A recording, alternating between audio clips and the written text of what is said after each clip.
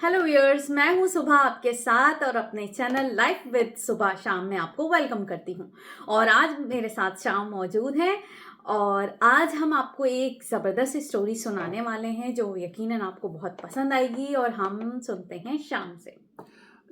भाई सबसे पहले सबको मैरी क्रिसमस जो दुनिया में जहाँ भी है। और आज जो है कायदे आज़म की बर्थ है और न्यूटन की भी बर्थ है, तो बहुत सारे आज हैं दिन और दुनिया भर में छुट्टियां मनाई जा रही है। आज मैं आपके लिए एक क्राइम स्टोरी लेके आया हूँ और मैंने थोड़ी बहुत जिक्र किया था सुबह से जिम जाते हुए, तो उन्होंने बोला ज़रूर इस पे यार वीडियो बनाएंगे क्योंकि बहुत ही ज़बरदस्त कहानी है एक ऐसे आदमी की जो यूएसए में बॉर्न हुआ था। और उसका एक तो नाम इतनी मुश्किल से याद हुआ है मुझे, और क्योंकि वो पॉलिश नेम है टेड किजिंस्की, तो हम इसको टेड ही बोलेंगे पूरे वीडियो में। तो पता है क्या हुआ था टेड किजिंस्की को, आप जानती हैं? नहीं, मैं नहीं जानती। ये बहुत बड़े मैथमेटिशियन थे, साइंटिस्ट थे, और इन्होंने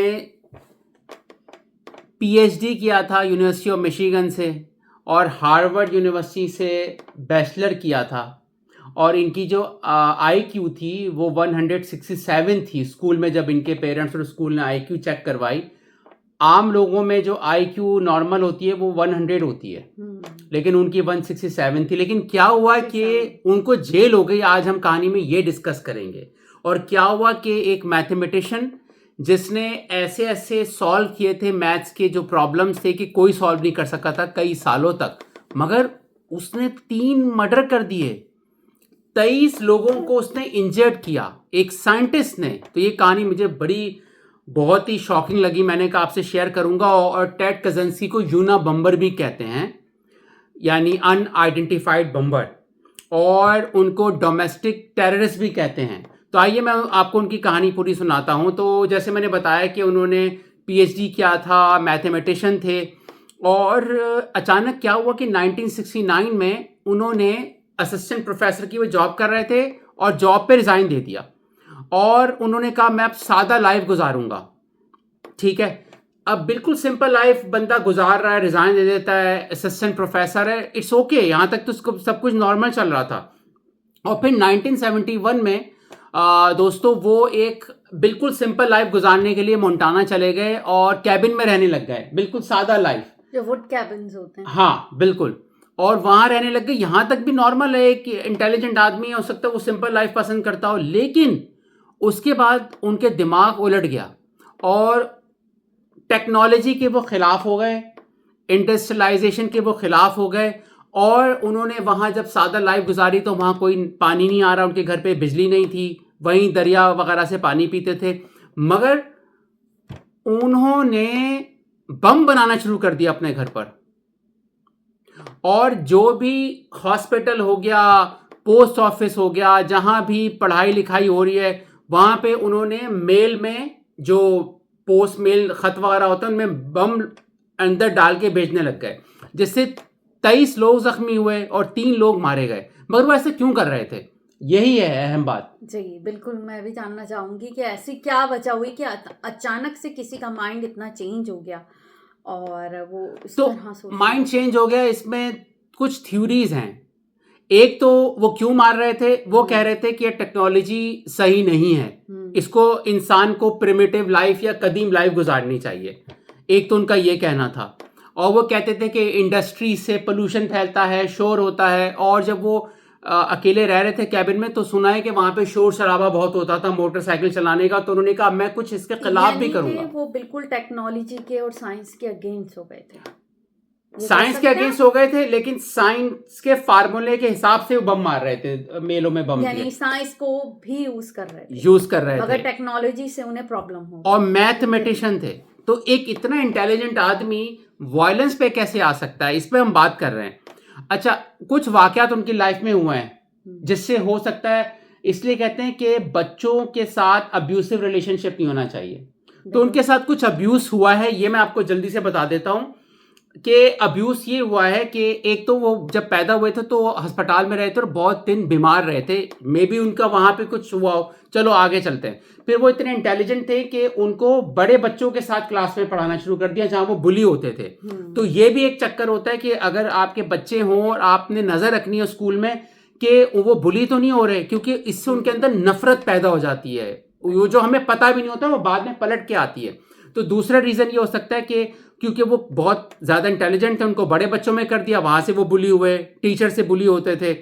एक और भी रीजन हो सकता है उनका दिमाग पलटने में, ये सिर्फ थ्योरीज हैं, कंफर्म नहीं है, कि उनका जो एक अब्यूसिव एक्सपेरिमेंट में उनको डाला गया था कि उस जमाने में कुछ एक्सपेरिमेंट होते थे बच्चों के बिहेवियर जानने के लिए, उन्होंने 200 घंटे उनको एक्सपेरिमेंट में रखा गया और वहां पे गाली गलौज होता था और पर्सनालिटी को अंदर से वो एनालिसिस करते थे, साइको एनालिसिस।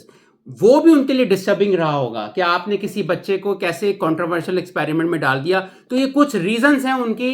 अच्छा, जब वो प्रोफेसर थे तो उस वक्त भी वो इतने ज्यादा फ्रेंडली नहीं थे, वो बस किताब से पढ़ाते थे, सवालों के जवाब देना पसंद नहीं करते थे। मैं टेड किजिंस्की की बात कर रहा हूं। तो फिर वो चले गए और स्टूडेंट्स उनके खुश नहीं रहते थे, तो कुछ रीजंस हो सकते हैं। अच्छा, फिर एक और अहम बात कि मोस्ट एक्सपेंसिव इन्वेस्टिगेशन हुई है उनके खिलाफ, क्योंकि वो 10 से 15 साल तक पकड़े नहीं गए, क्योंकि वो इतने इंटेलिजेंट थे, मैथमेटिशियन थे। तो वो जो मेल में बम बना के भेजते थे उसमें वो कभी किसी और की फिंगरप्रिंट डाल देते थे कंफ्यूज करने के लिए पुलिस को, और उनको पकड़ा जाना ऑलमोस्ट नामुमकिन हो गया था। तो एफबीआई ने कहा कि भाई $1 मिलियन मिलेगा जो इनको पकड़वाएगा। सोचें कि आपके किसी घर में मेल आए और उसमें बम हो, और वो मेल कहीं से भी आ सकती है, कैसे पकड़ा जाएगा? तो इतनी मोस्ट एक्सपेंसिव इन्वेस्टिगेशन शुरू हुई कि बंदा मालूम ही नहीं हो रहा था ये कौन कर रहा है, ना किसी का उन पर शक जा रहा था। अब हुआ क्या? अब बहुत इंटरेस्टिंग हुआ। उन्होंने न्यूयॉर्क टाइम्स और वॉशिंगटन पोस्ट को कहा कि तुम मेरा मैनिफेस्टो छाप दो कि टेक्नोलॉजी के खिलाफ मैं क्यों हूं, तो मैं बम मारना बंद कर दूंगा, लोगों को बम घर पे भेजना मेलों में। तो एफबीआई ने बोला यार यही तरीका हो सकता है पकड़े जाने का, तो उनका मैनिफेस्टो जो है उसको छाप दिया। और मजे की बात है, एक छोटे अखबार ने कहा हम आपका मैनिफेस्टो छापते हैं, नहीं नहीं मुझे बड़ा अखबार चाहिए। भाई उनको फेम भी बड़ा चाहिए होगा। खैर, टेड किसिंस्की ने उनका मैनिफेस्टो छपा, 30 से 50 हजार लफ्ज का था वो भाई। तो उनका भाई था डेविड, उनके 2 भाई थे। डेविड की वाइफ ने वो जब मैनिफेस्टो पढ़ा तो कह रही ये तो मेरे ये जेठ जी की राइटिंग लग रही है, वैसी स्पेलिंग मिस्टेक कर रहे हैं, वैसी तहरीर है, मुझे लगता है ये आपके भाई तो इन्वॉल्व नहीं। डेविड घबरा गया कि मेरा भाई ऐसे कर सकता है यार, जो इतना पढ़ा लिखा है, साइंटिस्ट है।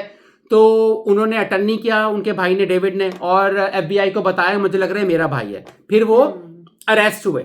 अब यहाँ पे मैं फाइनल बातों पे आता हूँ कि फिर मैं सुबह से भी इनसे बात 1-2 मौजू पे, इसी मौजू पे करूंगा। उनको डेथ पेनल्टी नहीं हुई, और ये भी आया उनका साइकोएनालिसिस में कि यार ये बंदा थोड़ा हिला हुआ है, इसको स्किज़ोफ्रेनिया भी और डिल्यूजनल है। डिल्यूजनल उसको कहते हैं जो उसको खुद जहन में चीजें आती हैं, क्योंकि वो ये सोच रहे थे कि मैं बम घर में भेजने से लोगों के टेक्नोलॉजी खत्म कर दूंगा। ये तो एक पागलपन है, कैसे हो सकता है कि टेक्नोलॉजी को आप खत्म कर दो, कि सिर्फ खत लिखोगे बंद कर दो, डरा के तो आप चीज को खत्म नहीं कर सकते।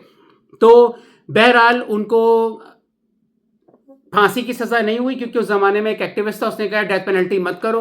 तो टेड ने तोहफा दे दिया वो कैबिन जिसने इनको बचाया था फांसी से। फिर उनको कैंसर हो गया और फिर वो 80-82 साल की उम्र में उनकी डेथ हो गई। तो दोस्तों अब मैं सुबह से बोलूंगा, देखें वो गलत कर रहे थे टेक्नोलॉजी, लेकिन टेक्नोलॉजी जो है वो एक कैंची की तरह होती है, उसका बुरा इस्तेमाल भी अच्छा इस्तेमाल भी है। साइंस एक कैंची है, आप उससे किसी का कैंसर इलाज भी कर सकते हो और किसी का कत्ल भी कर सकते हो, जैसे मशीन गन वगैरह। तो इस्तेमाल होता है कि आप इस्तेमाल कैसे कर रहे हो। तो वो वायलेंस का उन्होंने रास्ता गलत अख्तियार किया था, लेकिन टेक्नोलॉजी की एहतियात हमें करनी चाहिए। जैसे टिकटॉक में बच्चे बैठे रहते हैं, वो गलत है, या टेक्नोलॉजी से आप किसी को बम मारते हो, वो गलत है। तो इस लिहाज से वो टेक्नोलॉजी के जो खिलाफ थे, उनका तरीकाकार गलत था, मगर उस पर एजुकेट करना चाहिए। सुबह आपको ये कहानी कैसी लगी टेड किसिंस्की की? मुझे बहुत अच्छी लगी, और जब मैंने फर्स्ट टाइम आपसे सुनी थी तो मैंने कहा क्यों ना हम अपने व्यूअर्स से शेयर करें, क्योंकि कुछ लोग इतने इंटेलिजेंट जहन का एकदम से चेंज हो जाना, मतलब मेरे लिए भी ये बहुत ही ज़्यादा हैरानकुन बात थी। और दूसरा ये कि उनका जो एटीट्यूड था, यानी कि वो जिस तरह लोगों को डरा रहे थे कि टेक्नोलॉजी का यूज़ ना करें, और डराना और साइंस के अगेंस्ट जाना या टेक्नोलॉजी के अगेंस्ट जाना, बिल्कुल पब्लिक से दूर हो जाना, ये बिहेवियर मेरे लिए तो बहुत ही मतलब स्ट्रेंज है कि वो कैसे हो गए। और स्टोरी आपने बहुत अच्छी सुनाई, थैंक यू सो बिल्कुल। मच। और ये एक मैथमेटिशियन का यूना बम्बर बनना, आप गूगल भी कर सकते हैं, उनकी स्टोरी पढ़ सकते हैं। तो अगर आप कोई क्राइम स्टोरी हम आपसे शेयर करेंगे, आपसे हम फिल्म के रिव्यू भी शेयर करेंगे। चैनल नया है दोस्तों, तो ये टाइम पास है, लेकिन इस टाइम पास में अगर कोई अच्छी बात हम आपको इस साथ शेयर कर सकें और आपकी मोहब्बत मिल सके तो उसमें क्या बुराई है। लाइक करना, शेयर करना ना भूलिएगा, और सब्सक्राइब नहीं किया तो ज़रूर से आप सब्सक्राइब कर दीजिएगा। मुझे और सुबह को इजाज़त दीजिए। Take care, bye bye. Thank you so much.